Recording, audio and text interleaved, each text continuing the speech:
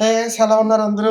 ఇప్పుడు ప్రెజెంట్ అయితే మనం మారేడుమల్లి ట్రిప్‌కి స్టార్ట్ అవుతున్నాం. ఇది 2 డేస్ ట్రిప్. ఈరోజు నైట్ మనం స్టార్ట్ అయ్యి మోతిగూడెం అయితే వెళ్ళిపోతాం. మోతిగూడెంలో ప్రెజెంట్ ఆల్రెడీ రూమ్ అయితే స్టే తీసుకున్నాం నైట్. ఈరోజు నైట్‌కి. రేపు మార్నింగ్ వచ్చేసి మోతిగూడెం నుంచి దగ్గరలో ఉన్న water falls and Pushpa bridge అవి కవర్ చేసుకొని రిటర్న్ మళ్ళీ మారేడుమల్లి వచ్చేస్తాం. మారేడుమల్లి వచ్చేసిన తర్వాత మారేడుమల్లిలో మనం సాటర్డే నైట్ స్టే చేస్తాం. అంటే రేపు నైట్ అనమాట. సో, అక్కడ నుంచి ఆ చుట్టుపక్కల ఉన్న ప్లేసెస్ అన్ని కవర్ చేసి మారేడుమల్లి దగ్గరలో ఉన్నవి సండే మార్నింగ్ కవర్ చేస్తాం కదా! సో, సండే ఈవినింగ్ కల్లా మళ్ళీ రిటర్న్ ఇంటికి వచ్చేసాం. ఇదే మన ప్రస్తుతానికి ఉన్న ప్లాన్. సో, ప్రస్తుతానికైతే ఇప్పుడు లగేజ్ అయితే ప్యాక్ చేసుకున్నా కింద. చూసారు కదా! అది అండ్ నెక్స్ట్ టాప్ బాక్స్ కూడా అంతే. ఇంకా హెల్మెట్ ఇవి. సో, ఇవే ప్రస్తుతానికి పట్టుకెళ్తున్నా నేను. అండ్ పెద్దగా అయితే లగేజ్ ఏం పట్టుకెళ్ళట్లేదు. కొంచెం బట్టలు, రెయిన్ కోట్స్ అండ్ షూస్ అవి ఇవి అంతే. సో, లేట్ చేయకుండా తొందరగా స్టార్ట్ అయిపోదాం. మీకు మళ్ళీ బైక్ మీదకి ఎక్కిన తర్వాత నేను యాక్షన్ క్యామ్‌తో షూట్ చేస్తాను. అప్పుడు మాట్లాడుకుందాం మనం. సో, టైం అయితే ప్రజెంట్ ఆల్మోస్ట్ 4:50 అయింది. 5:00 అవుతుంది. మమ్మీ వాళ్ళు అయితే బయటకెళ్ళారు. మనమైతే స్టార్ట్ అవ్వాలి. గేట్ క్లోజ్ చేసి ఉంది. మమ్మీ అంటే మమ్మీ ఎదురొస్తుంది అనమాట. కానీ మనమే తీసుకోవాలి. ఓకే, గేట్ని గుద్దుకుంటా వెళ్ళిపోదామా తీసి స్లోగా ఒక్క గంట స్టార్ట్ అవుతుంది. ప్రజెంట్ అయితే నేను ఒక్కడనే స్టార్ట్ అవుతున్నా. వెళ్ళి ఫస్ట్ గేట్ వేయాలి, లేదంటే డింప బయటకు వచ్చేస్తుంది. బాయ్ డింపుగా.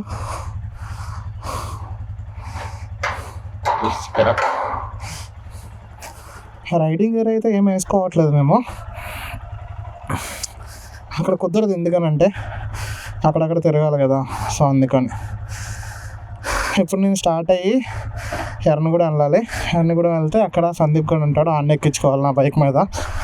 అండ్ సాత్విక్ తనకి నుంచి వస్తున్నాడు. తన్ని కోవూరు టోల్ ప్లాజా దగ్గర కలవాలి. వాడిని కలిసేసి మొత్తం ముగ్గురం కలిసి స్టార్ట్ అయిపోతాం. పోతవరం నుంచి వెళ్దాం. నల్లజర్ల నుంచి కూడా వెళ్ళొచ్చు, కానీ అది చాలా దూరం అయిపోయింది.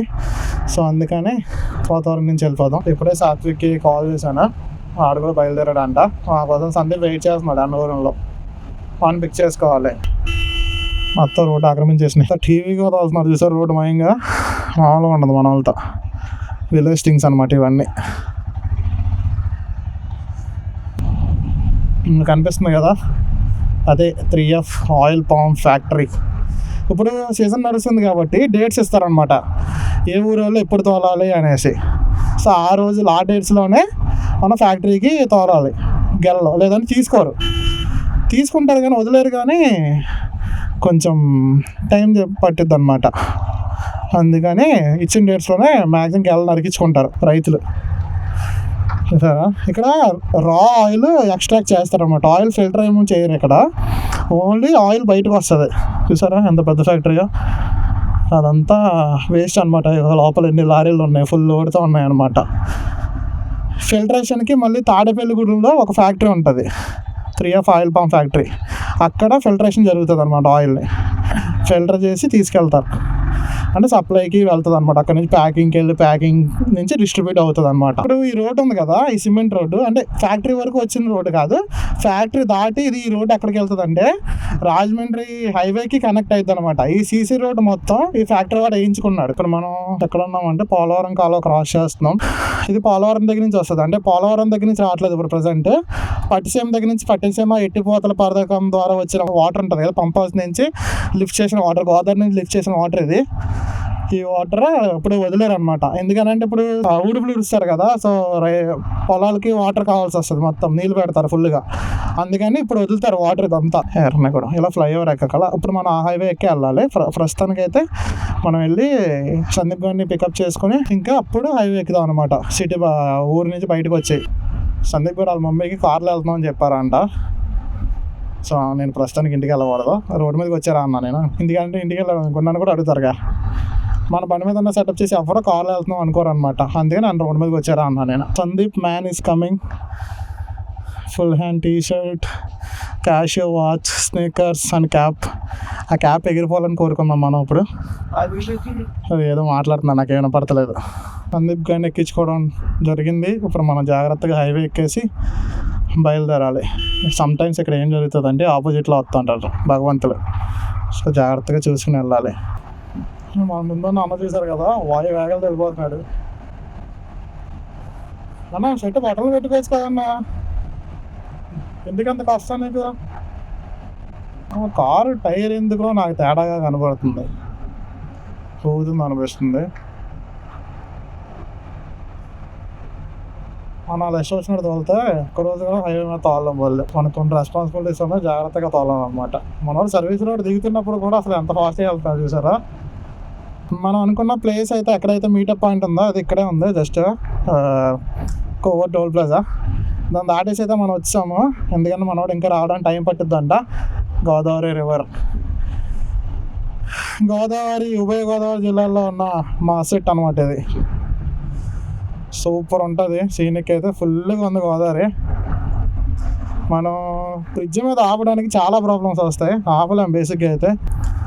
సక్సెస్ఫుల్గా డ్రోన్ ఫ్లై చేయడం అయితే జరిగింది. కాకపోతే ప్రాబ్లం ఏంటంటే ఇది ఆల్టిట్యూడ్ జోన్, ఎందుకంటే ఎయిర్పోర్ట్ అవన్నీ ఉంటున్నాయి కదా.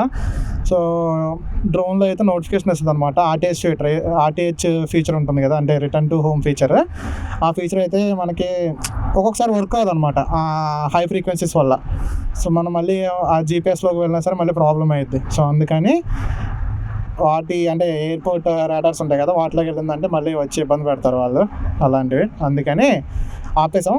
మ్యాక్సిమం మనకు కావాల్సిన షార్ట్స్ అయితే తీసుకున్నాను నేను సరిపడగా. నెక్స్ట్ కొంచెం ఈ బైపాస్ దాటేసి కొంచెం ఎంటీ రోడ్ ఉంటుంది కదా, ఆ రోడ్లోకి వెళ్ళి ఆగుదాం. సో అప్పుడు సాత్విక్ వస్తాడు. సాత్విక్ ఇంకా రాలేదంట, కొంచెం టైం పట్టేద్దాం అన్నమాట వాడికి. ఓకేనా, హైవే మీద నుంచి అయితే దిగమని చెప్తుంది ఇది. మనల్ని ఎక్కడ తీసుకెళ్దాం అనుకుంటుందో చూడాలి. ముందుకెళ్ళి ఇక్కడ లెఫ్ట్ తీసుకోవాలన్నమాట. ఎక్కడికి? ఎయిర్పోర్ట్ కొంతమూరు రోడ్డు తిరగాలన్నమాట మనం. బండి మీద లగేజ్ లేదు కానీ మా వాడు ఎక్కువ లగేజ్ అయ్యాడు. ఈ రోడ్లో ఎక్కడన్నా ఆగాలన్నమాట మనం ఇప్పుడు. సో సాత్విక్ అక్కడ ఉన్నాడు, కొంచెం ఫ్రెష్ అయ్యి అంటే కొంచెం స్నాక్స్ అయితే తినేసి స్టార్ట్ అవుతున్నాం ఇప్పుడైతే. So let's go. ఇంకా ఇక్కడికి 132 kilometers, 3 hours చూపిస్తుంది. సో మనం వీలైనంత తొందరగా జాగ్రత్తగా వెళ్ళిపోవడానికి ట్రై చేద్దాం. Okay, let's go.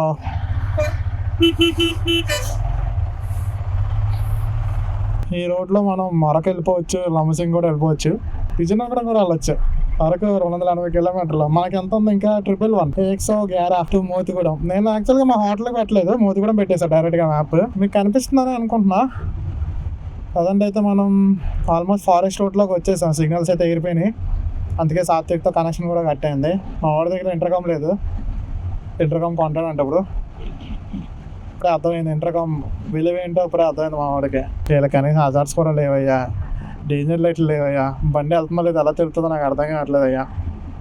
ఇప్పుడు మనం ఆల్రెడీ ఒక ఫారెస్ట్ చెక్ పోస్ట్ దాటామన్నమాట, యాక్సిడెంట్ ప్రోన్ ఏరియా అంట. సో జాగ్రత్తగా వెళ్ళాలి. షార్ప్ కర్వ్ ఉందని దాని మీనింగ్ అంతే. రోడ్డు అయితే బాగానే ఉంది ఇప్పటి వరకు, అంటే దరిద్రమైన రోడ్డు నుంచి కొంచెం మంచి రోడ్లోకి వచ్చాం అనమాట. పెట్రోల్ కొట్టించుకుందాం ఇక్కడ. ఈ బంక్ ఇంతకుముందు వచ్చినట్టు నాకు గుర్తు అనమాట, ఎప్పుడో ఒకసారి. XP95 కొట్టిద్దాం ఒకసారి, చూద్దాం. మా సందీప్కి డబ్బులు వేస్తారు ఈరోజు.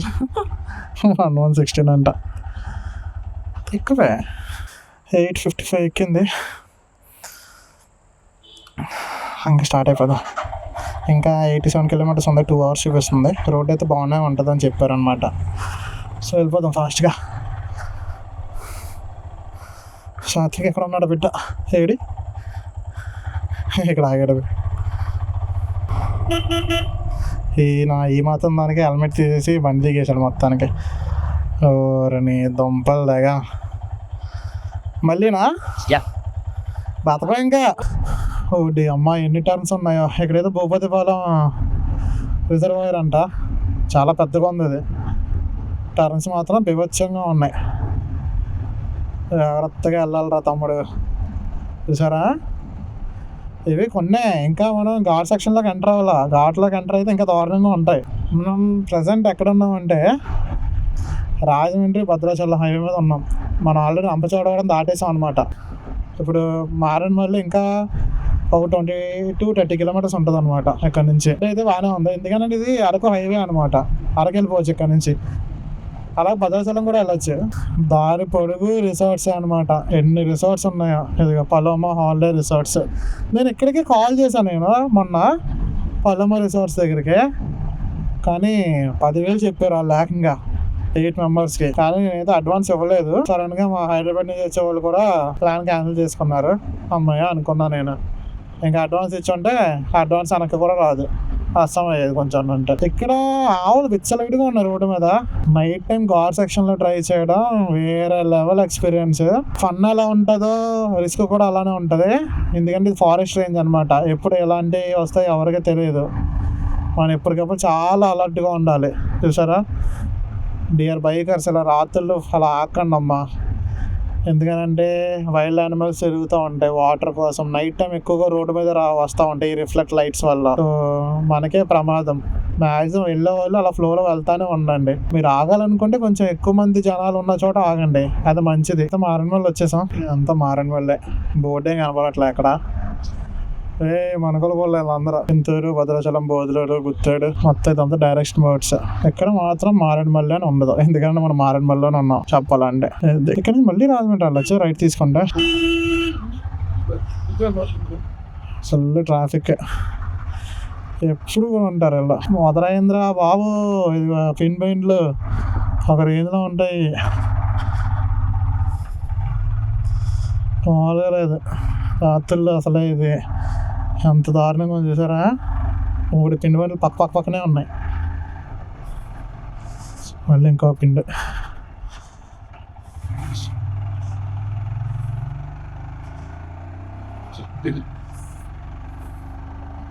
ఇంకోటి ఉంది. ఓ షిట్, రాయ. ప్రస్తుతానికి అయితే అంత ట్రాఫిక్ ఏం లేదు, కానీ రోడ్డు బాగా నలిగిపోయి ఉంది. చాలా జాగ్రత్తగా తోలుకుంటే బెటర్ మనం. ఇంకో పిండి ఉంది, ఏదో వస్తుంది వెహికల్. మ్యాక్సిమం లోడ్ ఎక్కువ ఉంది కదా, అందుకే నేను ఒకటిలో వేసేస్తున్నా.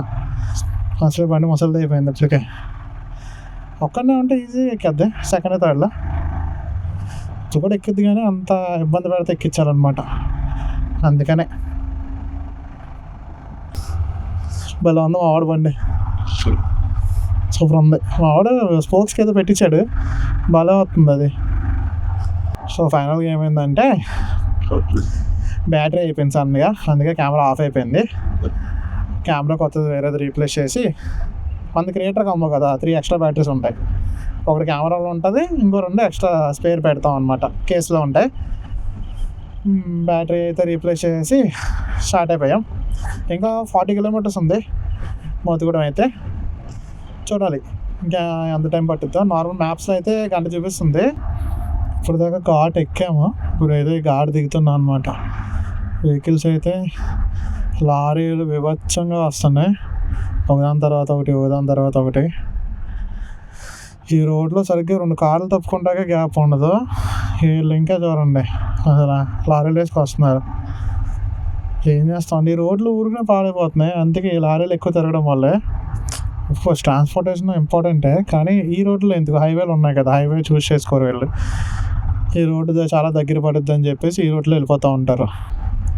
లక్కవరం, ఓకే ఇదేనా లక్కవరం? బాగానే ఉన్నాయి ఇక్కడ విలేజ్. పంచాయతీ అనుకోండి, ఇది లక్కవరం పంచాయతీ ఉంటుంది. యాక్చువల్గా నా మైక్ నాయిస్ క్యాన్సిలేషన్ ఆన్ చేసానో లేదో గుర్తు రావట్లేదు నాకు.